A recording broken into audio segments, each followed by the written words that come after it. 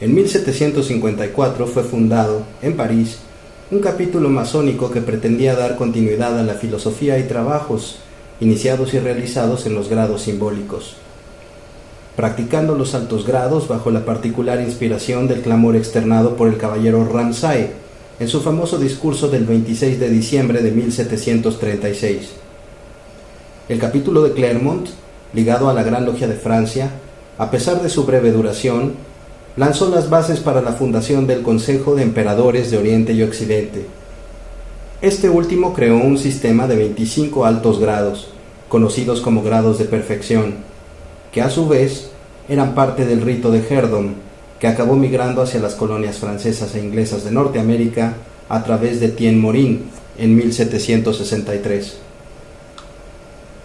Durante el breve periodo en el que estos altos grados fueron practicados, este rito se difundió en los Estados Unidos de América, sobre todo en Carolina del Sur, y más precisamente en Charleston, entre los años de 1796 y 1801.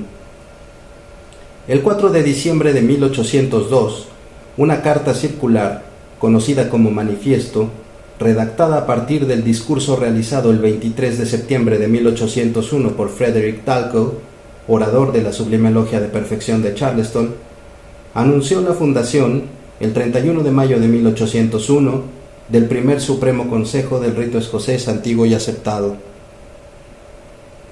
Para legitimar la creación de este Supremo Consejo del Rito Escocés Antiguo y Aceptado, los fundadores reunidos en Charleston limitaron los grados a 33 y organizaron sus procedimientos internos a partir de una constitución que databa de 1786, asociada al emperador de Prusia, Federico II el Grande.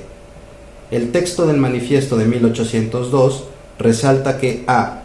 En 1761, Federico II de Prusia era el gran comendador de la Orden del Real Secreto. b. El 27 de agosto de 1761, Etienne Morin fue nombrado inspector general para el Gran Consistorio de los Príncipes del Real Secreto, reunidos en París bajo la presidencia del representante del rey de Prusia. C. Las grandes constituciones masónicas fueron ratificadas en Berlín el 25 de octubre de 1762. Y D. El rey de Prusia ratificó en Berlín el 25 de octubre de 1762 la Gran Constitución de los 33 grados. Del Supremo Consejo del Rito Escocés Antiguo y Aceptado, jurisdicción sur de los Estados Unidos de América, partieron las cartas patentes para la fundación de los Supremos Consejos Europeos que propagaron el rito al resto del mundo. Albert Pike, uno de los más destacados soberanos grandes comendadores del Supremo Consejo de los 33 grados del Rito Escocés Antiguo y Aceptado, jurisdicción sur de los Estados Unidos de América, líder del Supremo Consejo por 32 años ininterrumpidos, surge en la historia de la francmasonería como uno de sus más importantes exponentes intelectuales.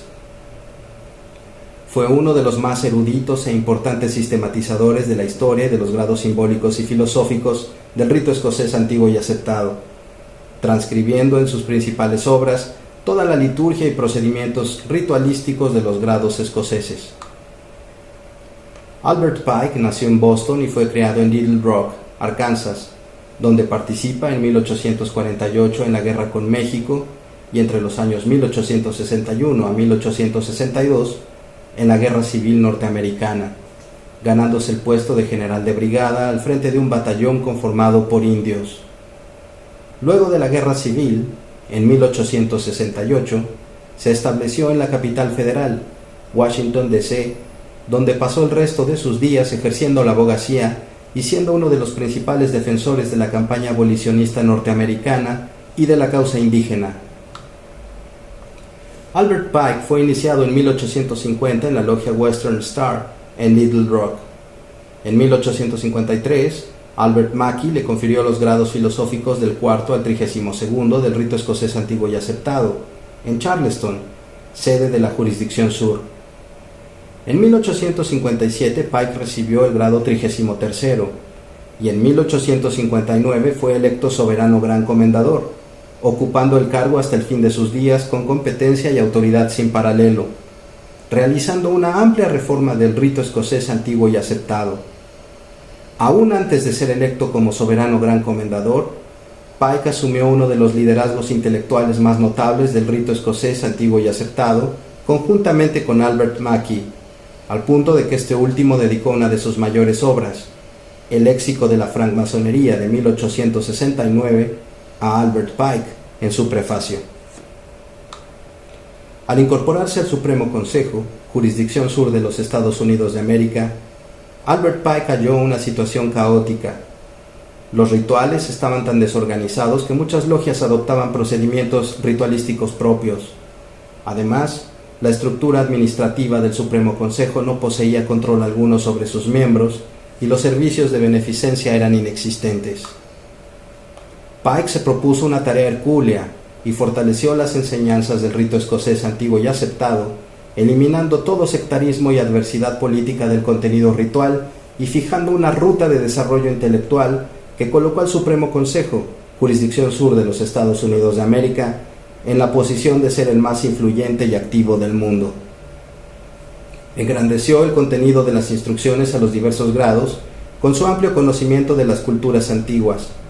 Dominaba el sánscrito, el hebreo, el griego y el latín, fundamentando y comprobando lo que era apenas perceptible en nuestros rituales. Pike explica la institución de un modo en que no se había hecho anteriormente: una asociación fraterna y religiosa, sin ser una religión, filantrópica en su esencia, amén de defender la moral a través de la verdad y de un simbolismo racional, abandonando la magia y apoyándose en la naturaleza y sus leyes. Una de las más importantes tareas realizadas por Albert Pike fue la sistematización de los rituales de los grados simbólicos del rito escocés, toda vez que en su época eran raras las logias que lo practicaban, principalmente dentro de su jurisdicción, lo que desde su punto de vista constituía una grave incoherencia, pues se practicaban los altos grados sin que sus miembros poseyeran un conocimiento fundado sobre las bases del rito escocés antiguo y aceptado. Conocedor de las flaquezas y vanidades humanas, durante su mandato como soberano gran comendador, Albert Pike dejó registrado y debidamente integrado un comité sobre formas, rituales y ceremoniales, confiado al Supremo Consejo, jurisdicción sur, responsable por las eventuales e inevitables alteraciones que afectarían, a lo largo de los años, la pureza e integridad de las enseñanzas fundamentales de sus rituales.